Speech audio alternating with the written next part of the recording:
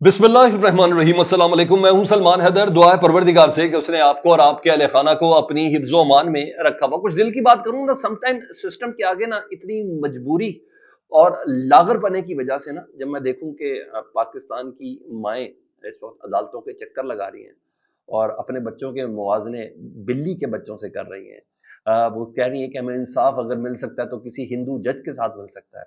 जब हम देखें बहनों की शक्ल में इमरान खान साहब की बहनें अदालतों के चक्कर, और इस वक्त भी जो अडयाला के बाहर सारा एक सीन क्रिएट किया गया सिक्योरिटी की, तो फिर बंदा कहता है यार सब काम ही छोड़ दे, बात ही ना करे।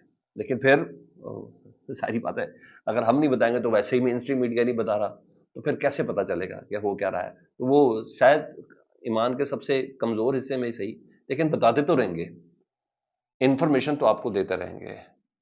तो सबसे पहली खबर यह है कि जनाब आज कभी इम्कान है कि फौजी अदालतों का सिविलियन ट्रायल्स के हवाले से जो सुप्रीम कोर्ट का आईनी बेंच समाअत कर रहा है ना, उसका आज मुख्तसर फैसला आ सकता है। 9 मई के हवाले से जो सिविलियंस के केसेस हैं वो जो फौजी अदालतों में चले हैं, तो आज कभी इम्कान है कि ख्वाजा हारिस साहब अपने दलाइल मुकम्मल कर लेंगे।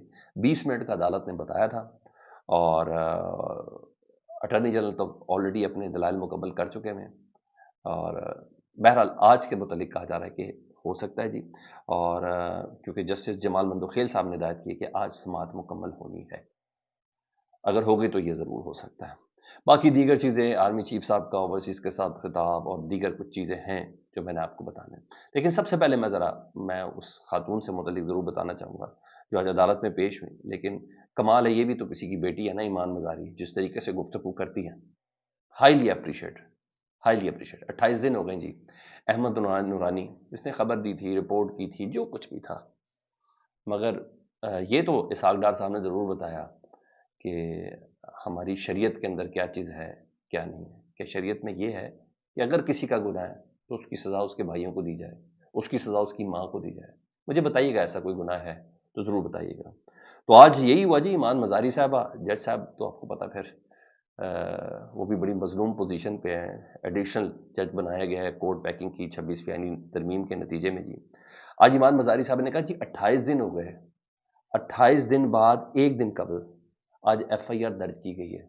2 जवान आदमी इस्लामाबाद दारुल हुकूमत से गए हैं और पुलिस दरअसल अगवाकारों की मुकम्मल सहूलतकारी करी। आईजी के सामने बिठा के बोला ईमान मज़ारी ने, को पता तो सबको है, जज को भी पता, वकील को भी पता, पुलिस को भी पता है, पता सबको है।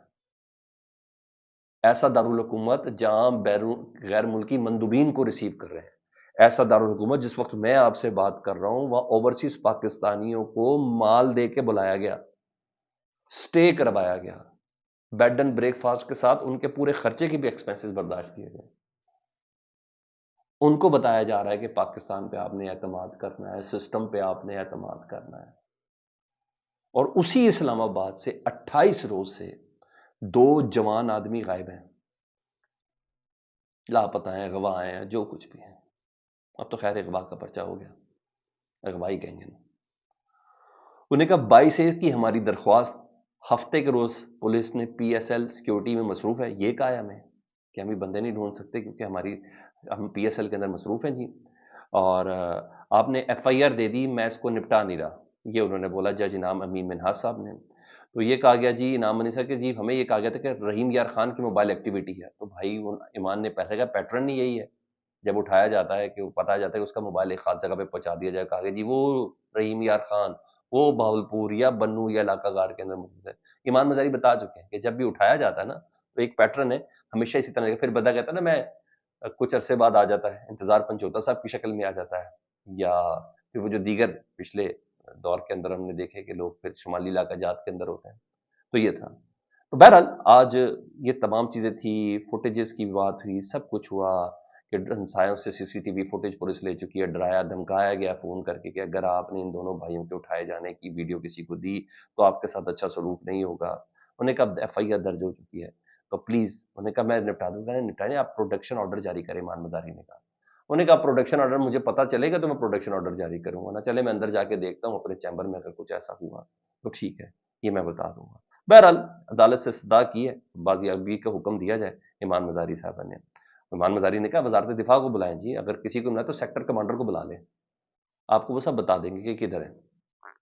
تو عدالت اوپن کورٹ میں تاریخ دے دی پروڈکشن آرڈر کے، انہوں نے کہا نہیں میں رپورٹ پڑھوں گا پھر آپ کو تاریخ دوں گا۔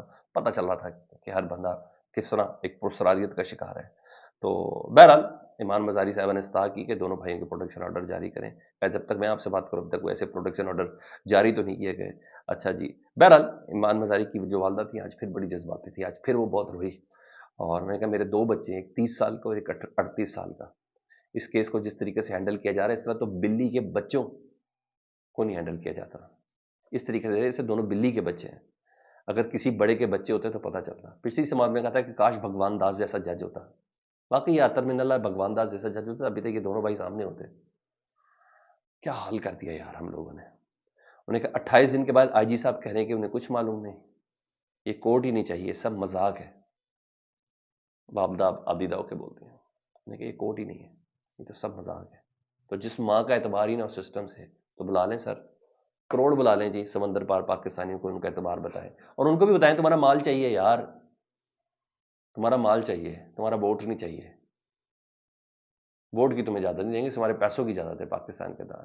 کیا ہو گیا؟ بہرحال یہ سب چیزیں ہمارے تماشوں کے ساتھ ہیں جی۔ ادھر اطلاعات یہ ہیں کہ جی کیونکہ عمر کوٹ میں الیکشن ہے NA-213 کا، اور وہاں کی عوام کو دھمکی دی جا رہی ہے کہ پیپلز پارٹی کی طرف سے کہ ووٹ دو گے تو انکم سپورٹ پروگرام کے پیسے دیں گے، نہیں تو پیسے بند کروا دیں گے، دھمکیاں دی جا رہی ہیں۔ مقامی عورت کی ذرا ویڈیو دیکھیں پھر آپ کو اندازہ ہو وہ کیا کہہ رہی ہے۔ انہوں نے کہا ووٹ کس کا ہے؟ عمران خان کا ہے، چاہے کچھ بھی کر لو، مر جائیں گے۔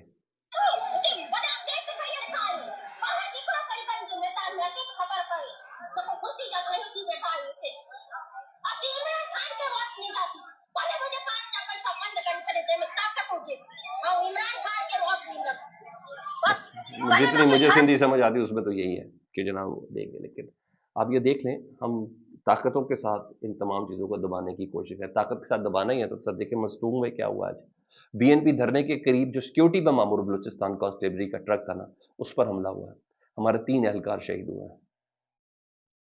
IED تھی سر، موٹر سائیکل میں نصب بم تھا، دشت روڈ پر، یہ اپنی ڈیوٹی کر کے آ رہے تھے یا کر کے جا رہے تھے اسی جگہ پر، تو یہ ہوا ہے۔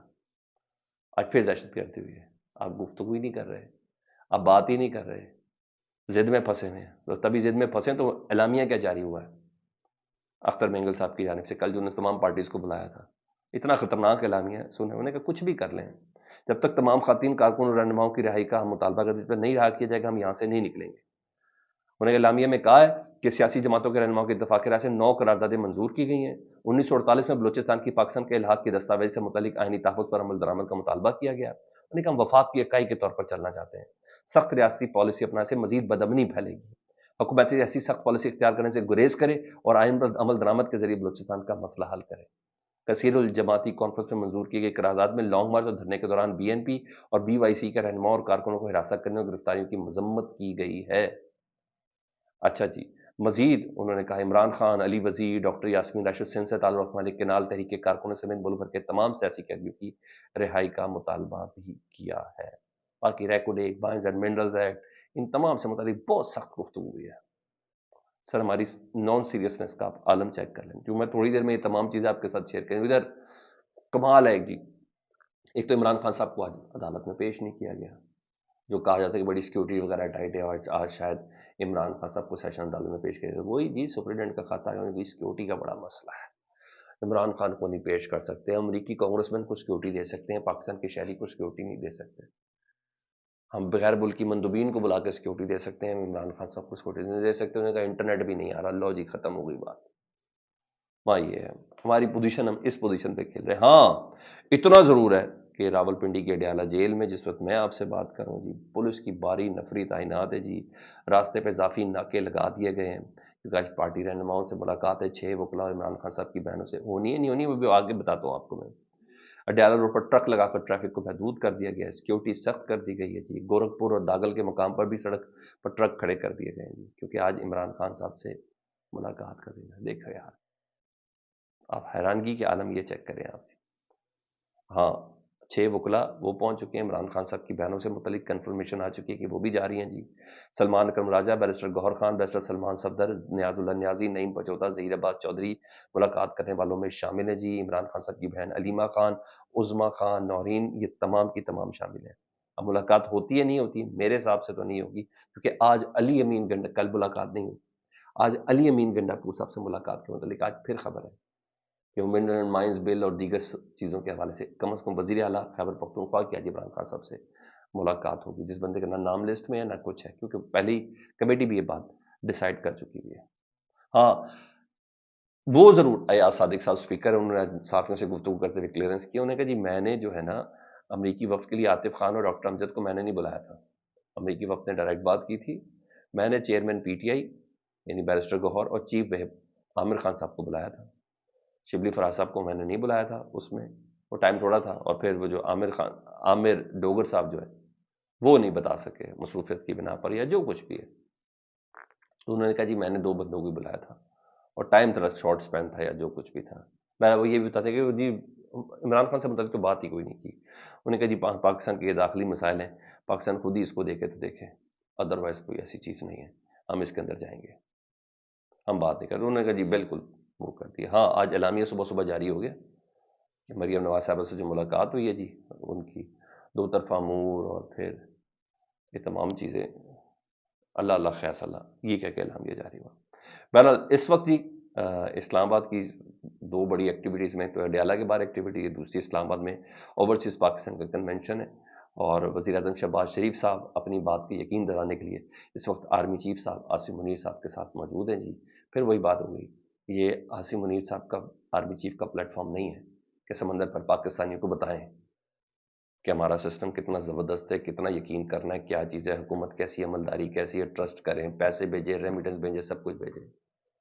اس کا مطلب ہے شہباز شریف صاحب جو ہے نا ان کی یقین دہانی میں بہت زیادہ فلاز ہیں، اور کہا تو یہ بھی جا رہا ہے کہ 3,000 پاؤنڈ یا ڈالر یا کچھ اس ٹائپ کی چیز دی گئی ہے، مجھے نہیں پتا واللہ عالم کے بعد درست ہے کہ نہیں درست ہے، کہ ان کو باقاعدہ بلایا گیا ہے، ان کی رہائش کا بندوبست، ان کے کھانے پینے کا اور وہ جو سفر کا ٹی اے ڈی ہے وہ تک ان لوگوں کو دیا گیا ہے۔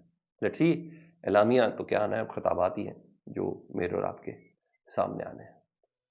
رہی بات عمران خان صاحب کی بہنوں سے ملاقات کی، ابھی تھوڑا انتظار کرتے ہیں، فیڈ بیک سے متعلق ضرور آگاہ کریں، اپنا بہت زیادہ خیال رکھیں، اللہم صلی علی محمد و آل محمد۔